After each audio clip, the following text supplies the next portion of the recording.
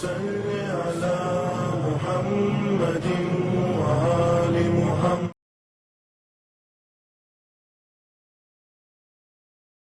اعوذ باللہ من الشیطان اللعین الرجیم. بسم اللہ الرحمن الرحیم. الحمد للہ رب العالمین.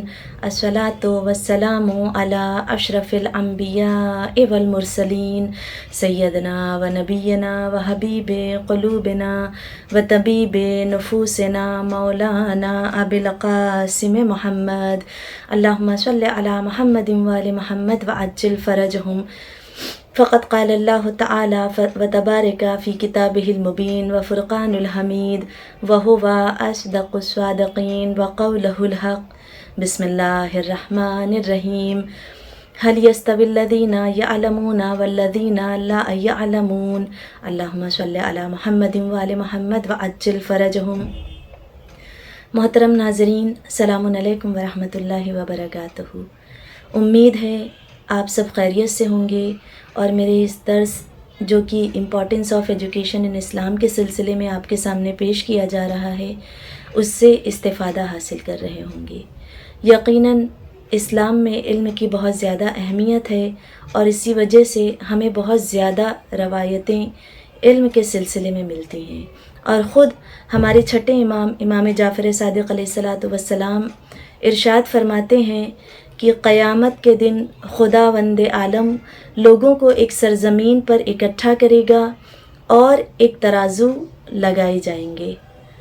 پس شہداء کے خون اور علماء کے قلم کی سیاہی کا آپس میں موازنہ کیا جائے گا تو علماء کے قلم کی سیاہی شہداء کے خون پر بھاری اور برتر ہوگی. اب اس سے آپ اندازہ لگا سکتے ہیں اس حدیث سے کہ علم کی، ایجوکیشن کی کیا امپورٹنس اور کیا اہمیت ہے اسلام میں، کہ شہداء کے خون اور علماء کے قلم کا اگر موازنہ کیا جائے تو شہداء کے خون سے برتر اور بہتر افضل علماء کے قلم کو کہا گیا ہے. یعنی کہ علماء کے قلم زیادہ بھاری ہوں گے. اس قدر اہمیت ہے اس بات کی. لیکن بہت ہی افسوس کہ آج کل قلم کی کوئی اہمیت نہیں ہے. ہم دیکھتے ہیں کہ یقیناً جیسے کہ لوگ لکھنا ہی بھول گئے ہیں. اور واقعاً اگر دیکھا جائے تو معاشرے کی، سوسائٹی کی صورتحال یہ ہے کہ پڑھے لکھے افراد کی کوئی وقت نہیں ہے. جو جاہل افراد ہیں اگر وہ اچھا پیسہ کما رہے ہیں، ان کی ارننگ اچھی ہے تو پھر ان کی زیادہ عزت ہے.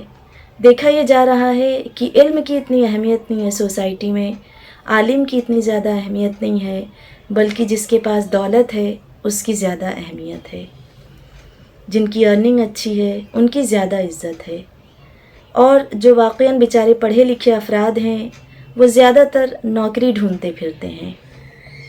اور اسی لیے میں نے ایک کتاب میں جملہ پڑھا کہ آج کل جاہل افراد عالموں کے اوپر اعتراض کر رہے ہیں. آپ خود سوشل میڈیا پر دیکھیں تو کیا کیا کمنٹس ملیں گے. بلکہ عالموں کو پڑھانے کی کوشش کرتے ہیں لوگ. یعنی کچھ معلومات نہ رکھنے والے عالموں پر کمنٹ کرتے ہیں. معاشرے میں بالکل الٹا سلسلہ ہو گیا ہے اور یہ بہت ہی خطرناک ٹرینڈ معاشرے میں چل گیا ہے. اچھا، اب یہ سوال اٹھتا ہے کہ علم دین کس قدر حاصل کرنا چاہیے، کتنا حاصل کرنا چاہیے. تو اس کے بارے میں آیت اللہ بہجت یہ فرماتے ہیں کہ ہر شخص پر اتنی مقدار میں دینی علم حاصل کرنا واجب ہے کہ وہ ضرورت پڑنے پر فتاوے کی کتابوں میں رجوع کر کے اپنے مسئلے کو حل کر سکے. کم سے کم اتنا تو علم ہونا چاہیے. پھر فرماتے ہیں کہ اس کے لیے کم سے کم دنوں رات میں یعنی 24 گھنٹے میں سے 1 گھنٹہ اس پہ لگانا چاہیے. یعنی کہ کم از کم توضیح المسائل کا انسان کو مطالعہ کرنا چاہیے تاکہ اپنی شرعی فریضے کو صحیح طور پہ ادا کر سکیں. اور اسی لیے امیر المومنین علیہ السلام ارشاد فرما رہے ہیں، اللہم صلی علی محمد وآل محمد وعجل فرجہم، کہ امر دین کے سلسلے میں یہی کافی ہے کہ جن چیزوں سے لا علمی قابل قبول عذر نہیں ہے اس کا علم حاصل کر لیا جائے۔ اب اس کا کیا مطلب ہے کہ قابل قبول عذر یعنی کہ انسان جو ریزن دیتا ہے کہ ہمیں یہ بات پتہ ہی نہیں تھی، تو قابل قبول عذر کب ہوتا ہے؟ مثال کے طور پہ آپ کے سامنے اگزامپل دیتی چلوں کہ آپ گاڑی لے کے روڈ پر نکل جائیں اور ٹریفک سگنل کو توڑتے ہوئے نکل جائیں، تو کیا آپ کا یہ عذر قبول کیا جائے گا کہ مجھے یہ پتہ ہی نہیں تھا کہ ریڈ لائٹ پہ رکنا ہوتا ہے؟ یہ عذر ہرگز قبول نہ کیا جائے گا۔ آپ سوسائٹی میں کہیں پر بھی جائیں اور قانون توڑیں، پھر کہیں کہ مجھے تو یہ بات پتہ ہی نہیں تھی، تو کیا آپ کا یہ ریزن، یہ عذر قبول کیا جائے گا؟ بالکل قبول نہیں کیا جائے گا۔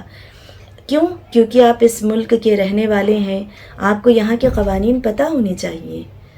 تیسرا اگزامپل آپ کو دوں کہ اگر آپ بنا پاسپورٹ کے ایئرپورٹ پہ جائیں اور پھر ضد کریں کہ میں بنا پاسپورٹ کے ہی جاؤں گی یا جاؤں گا، ٹکٹ تو میں نے لے لیا ہے، تو کیا آپ جا پائیں گے؟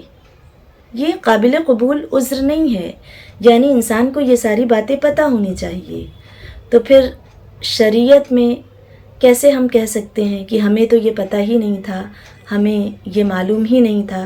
شریعت میں جاہل قاصر کہا جاتا ہے، یعنی جو بیچارہ اپنی جہالت کو دور کر ہی نہیں سکتا، اس کی بہت ساری باتوں کو اگنور کر دیا جاتا ہے۔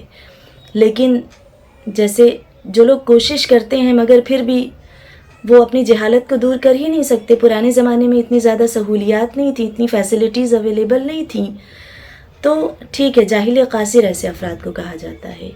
لیکن تمام سہولیات موجود ہونے کے باوجود اگر لا علمی ہے، جس طرح ہم دیکھتے ہیں کہ اب کوئی بھی عذر باقی نہیں رہا ہے، آج کل کے زمانے میں کوئی عذر نہیں باقی رہا جہالت کا، ہر چیز تو ہمارے ہاتھ میں آ گئی ہے۔ یہ جو موبائل فون ہے اس میں تمام ویب سائٹس اویلیبل ہیں، دنیا کے ہر مرجع سے ہم رابطہ کر سکتے ہیں، واٹس ایپ موجود ہیں، کتابیں موجود ہیں، حد ہے کہ اب بکس PDF فارم میں موبائل میں موجود ہے، یوٹیوب میں تمام لیکچرز موجود ہیں، یعنی صرف ایک فنگر کلک کی دیر ہے۔ تو لا علمی کے لیے تو کوئی عذر باقی ہی نہیں رہا۔ اب آپ کہیں کہ پروردگار ہمیں تو یہ بات پتہ ہی نہیں تھی، تو پھر یقیناً یہ عذر ہمارا قابل قبول نہیں ہوگا۔ لہٰذا واجبات کا علم کم سے کم حاصل کرنا ہے، اور یہی بات ہمارے ساتویں امام موسیٰ کاظم علیہ السلام ارشاد فرماتے ہیں، اللہم صلی علی محمد وآل محمد وعجل فرجہم، کہ واجب ترین علم وہ ہے کہ جس پر عمل کے بارے میں تم سے سوال ہوگا، یعنی کہ قیامت میں پوچھا جائے گا۔ بہت سارے علم ایسے ہیں کہ جن کے بارے میں قیامت میں نہیں پوچھا جائے گا، مثلاً بہت سارے دنیاوی علم ہی ایسے ہیں کہ قیامت کے دن ان کا کوئی سوال نہیں کیا جائے گا۔ مگر بہت ہی افسوس کی بات یہ ہے کہ جو ابدی زندگی، ہمیشہ کی باقی رہنے والی زندگی ہے، اس میں جو سوالات کیے جائیں گے انسان وہ علم حاصل نہیں کرنا چاہتا۔ مگر ہم دیکھتے ہیں کہ 80-100 سال کی زندگی، 60-70 سال کی زندگی جو ہے، اس میں جو ضرورت ہوتی ہے انسان وہ علم بہت زیادہ پیسے خرچ کر کے بھی حاصل کرتا ہے، کرنا چاہیے۔ ایجوکیشن کی اہمیت ہے اسلام میں، لیکن ساتھ ساتھ میں علم دین بھی حاصل کرنا چاہیے، کیونکہ قیامت میں ہم سے سوال کیا جائے گا، اور بہت سارے علوم ہیں جن کا سوال نہیں کیا جائے گا، تو اگر وہ حاصل نہیں کیا ہم نے تو بھی کوئی بات نہیں۔ تو قیامت میں پوچھا کیا جائے گا؟ واجب اور حرام کے بارے میں۔ کم سے کم اتنا علم تو آپ کو حاصل کرنا پڑے گا کہ ہم پروردگار عالم کے سامنے جواب تو دے سکیں۔ واجب اور حرام ہی ہمیں نہیں پتہ ہے۔ آج بہت سارے لوگ ایسے ہیں کہ جن سے بہت سارے اگر سوالات کیے جائیں واجب اور حرام کے بارے میں تو وہ نہیں بتا پائیں گے۔ اگر ان سے سوال کیا جائے، بہت سارے مومنین ایسے نظر آتے ہیں، ان کے سامنے کہا جائے احتیاط واجب یہ ہے تو وہ سوچ میں پڑ جائیں گے احتیاط واجب کسے کہتے ہیں۔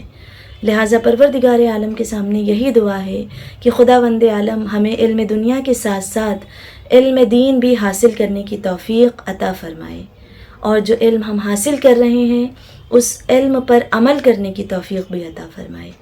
اولاً اور آخراً بس ایک ہی دعا ہے کہ فرزند زہرا یوسف زہرا وارث زہرا کے ظہور میں تعجیل فرمائے، ہمارے مردوں کا شمار ان کے آوان و انصار اور منتظرین میں فرمائے، حضرت کو ہمارے نام اعمال سے راضی اور خوشنود فرمائے۔ ربنا تقبل منا انک انت السمیع العلیم، اللہم صل علی محمد وآل محمد وعجل فرجہ۔